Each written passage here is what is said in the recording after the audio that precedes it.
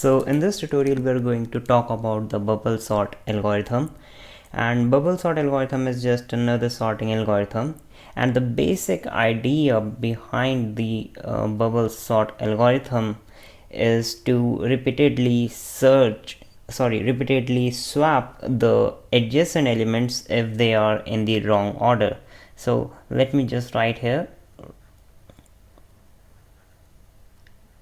repeatedly swapping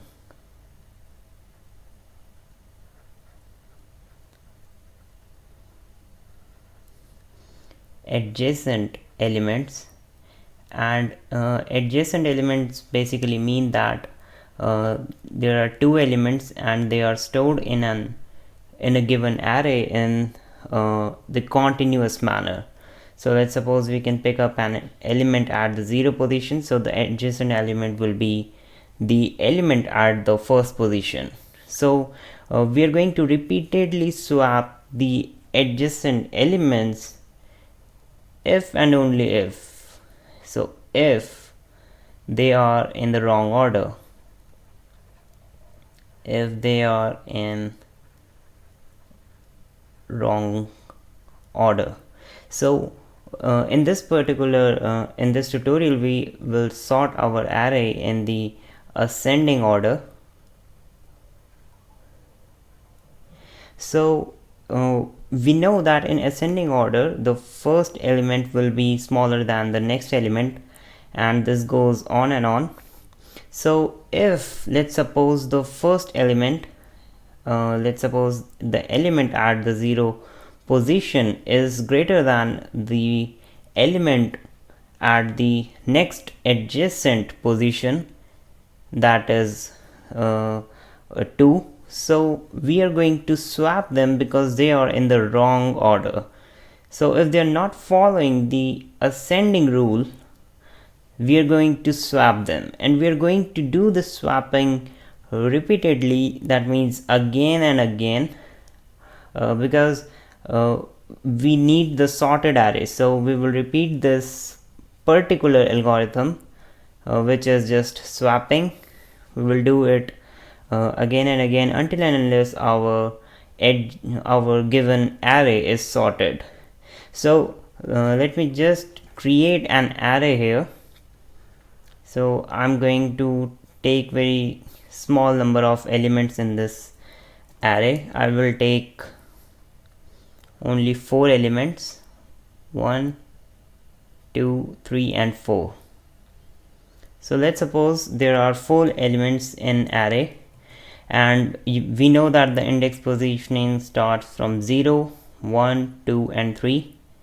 So let me just insert some random values in these blocks. So let's suppose this is our given array ARR. So I will write some values like 2, 1, 9 and 6. So we know that this array is not sorted. So in order to sort this array in the ascending order, the right order will be 1, 2, 6 and then 9 will come. So what we are just going to do in the bubble sort algorithm, we are going to check the first 2 adjacent positions, and if they are not following this order, the ascending order or the descending order, we are just going to swap those values. So let's suppose this is the pass 1,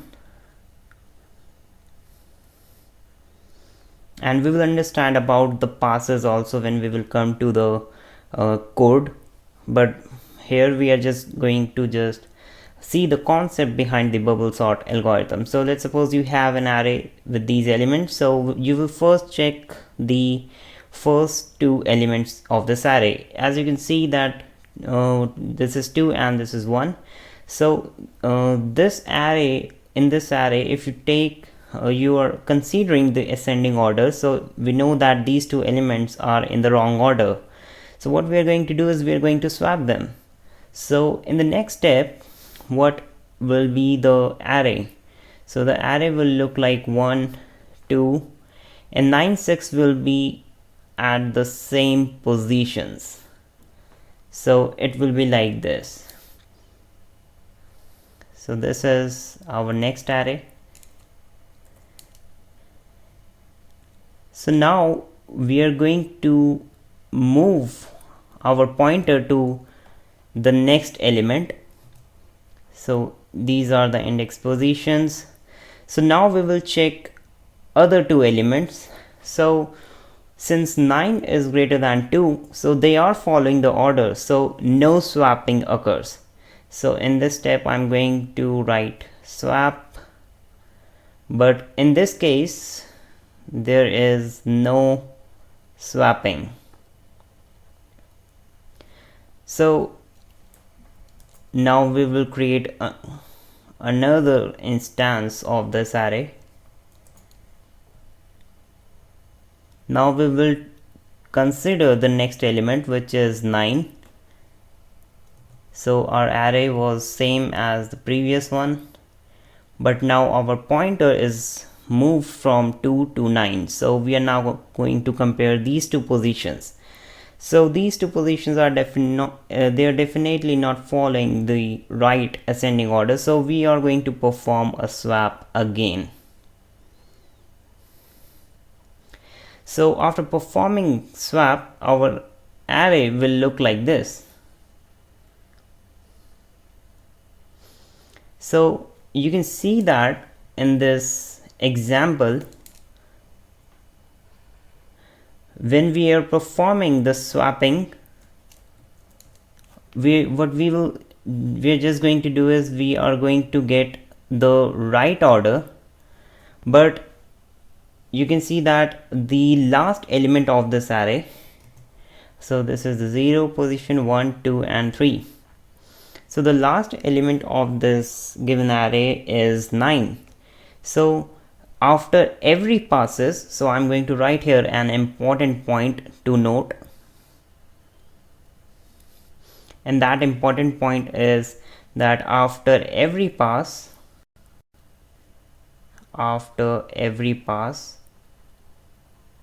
and pass just means after every iteration, we will get the heaviest, we will get the largest or the heaviest element at the bottom. So considering our array, we know that the largest element is 9. So after the first swap, the 9 will move to the bottom part of our given array. So this is pass 1. In the next pass, we are going to take this array. So let's suppose we have now pass 2, and now we are going to just pass this whole array from this step to this one.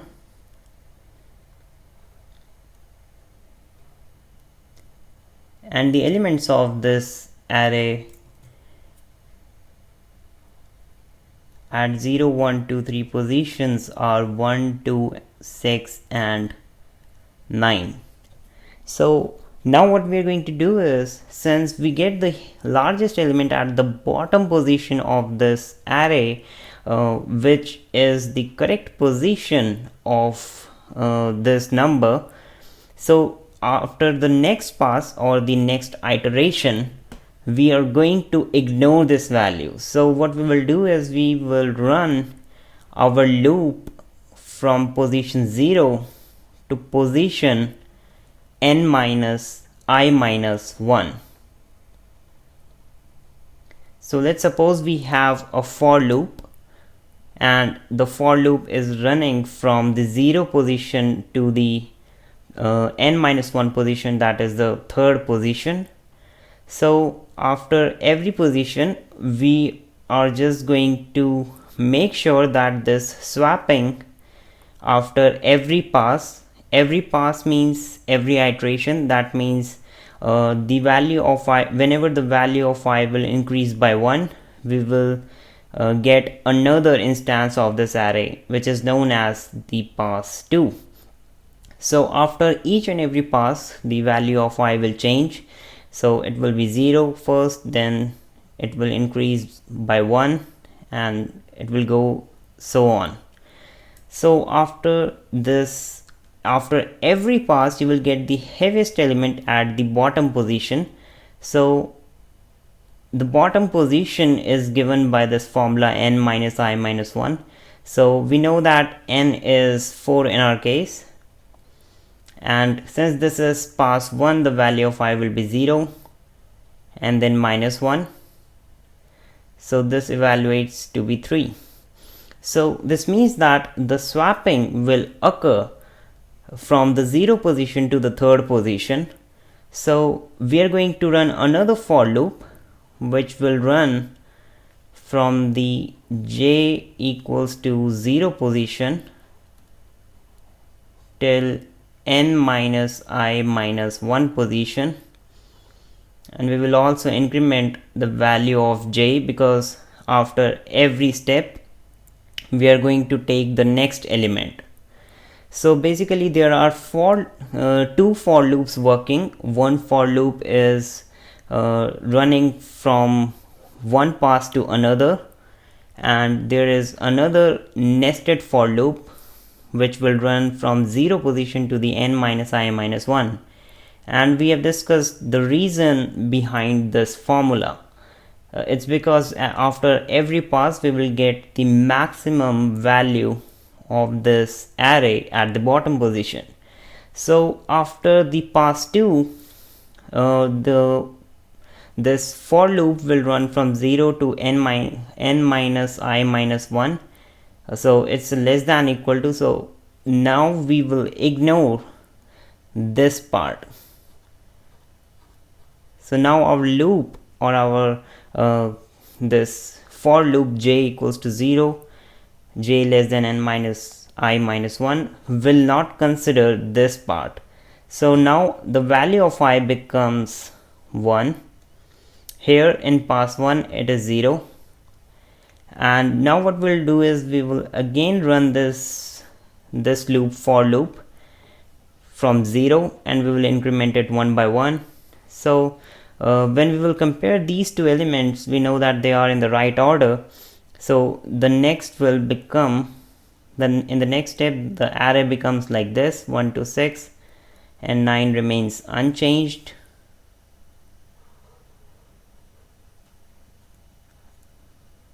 So it's like this. No swapping occurs. Similarly in these two there is no swapping. 1 2 6 9.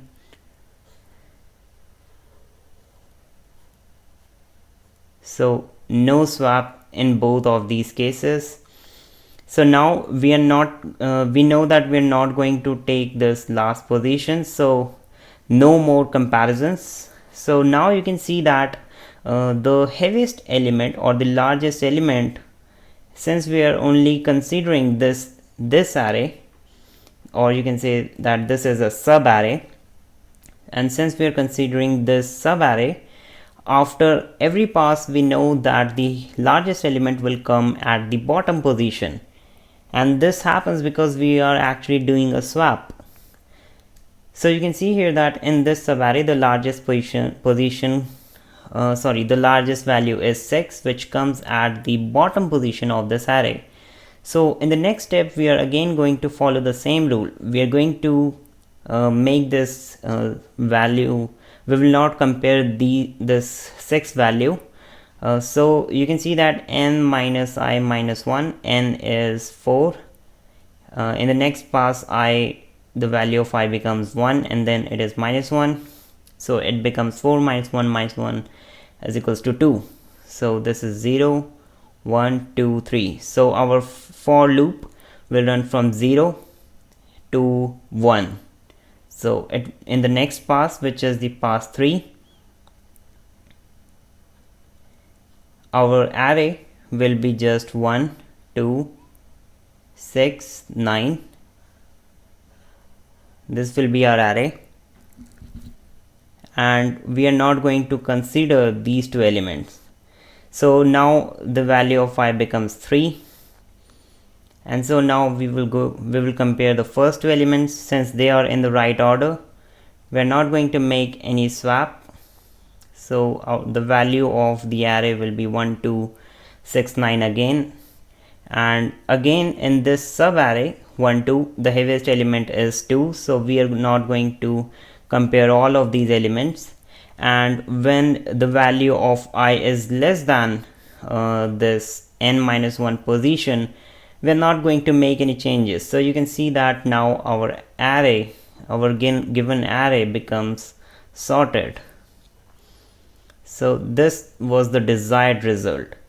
So the need for different passes cannot be seen in this diagram, because in the first pass our array becomes sorted, you can see here. But there are some cases where in the first pass you will not get a sorted array, but in all the cases you will definitely get the largest element at the bottom position. So we are going to perform this, and after every iteration you can see that we will get the heaviest element, and in this way we will get our sorted array. And this is the basic idea behind the bubble sort algorithm, and the name is bubble sort because we are actually creating bubbles here. Bubbles means just pairs, so we are actually comparing the pairs, and the heaviest bubble goes down to the bottom of the array after each and every pass. So let's implement this whole program in our editor. So let's just implement the same example in the array. I will just write 2, 1, 9 and 6. So since this was the given array, and I know the value of n, which is the size, will be 4.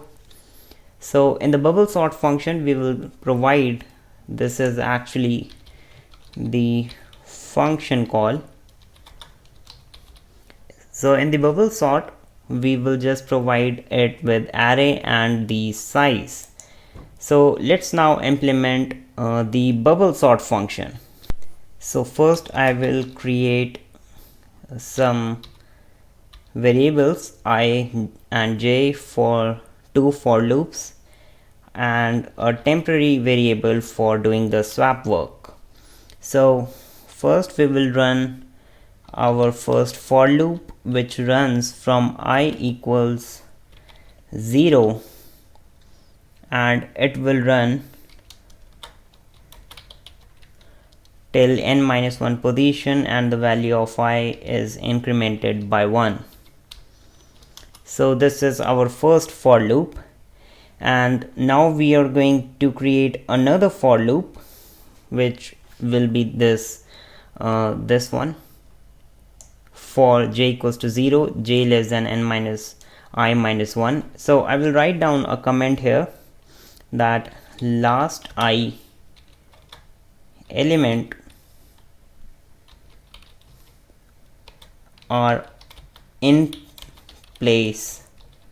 So we know that after every pass the last element is in the right place, and since because it is the largest element in this array. So now we're going to run the loop, this for loop, which runs from j equals to 0 position, and it will go till n-i-1 position, and j is incremented by 1 because we are going to compare the next two elements.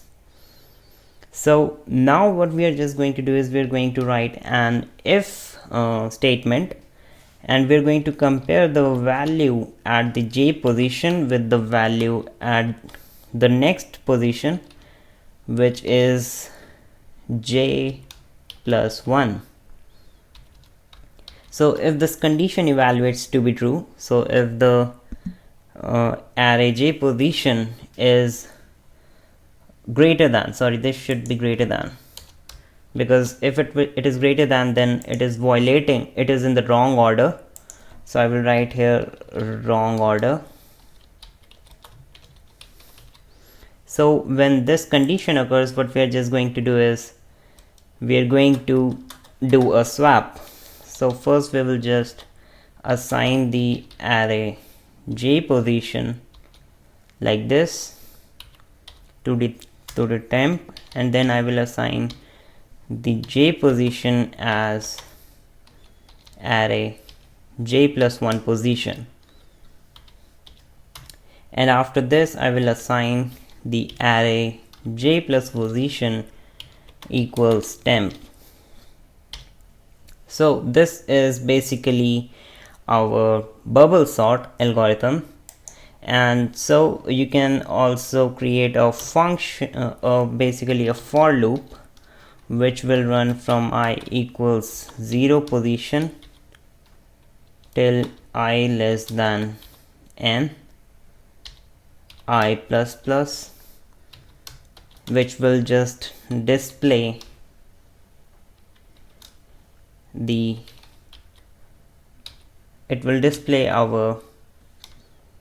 values of the sorted array. So this is our whole bubble sort program. As you can see here that there is a first loop which is for the number of passes, and then we know that after each pass every ith element is in place, so it will run from 0 to n minus I minus 1, and whenever we will see a wrong order, we are just going to make a swap, and then we are just displaying the result. So let's run this program in terminal and see the output. So let me just compile it first. So we encountered some error. So it says that n was not declared in the scope. So the reason was that it should be size, because we are using size in the parameter. So we will have to replace n with size in the whole program. So let's run it again. So it says okay, so we have not saved the program.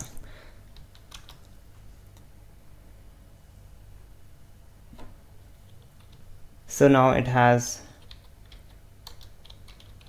is now compiled successfully. So let's see the output of this.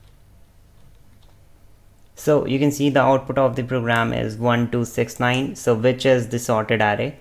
So this is basically the bubble sort algorithm, and we have discussed about the two for loops. So you should always remember these two for loops. So that's all. Thanks for watching.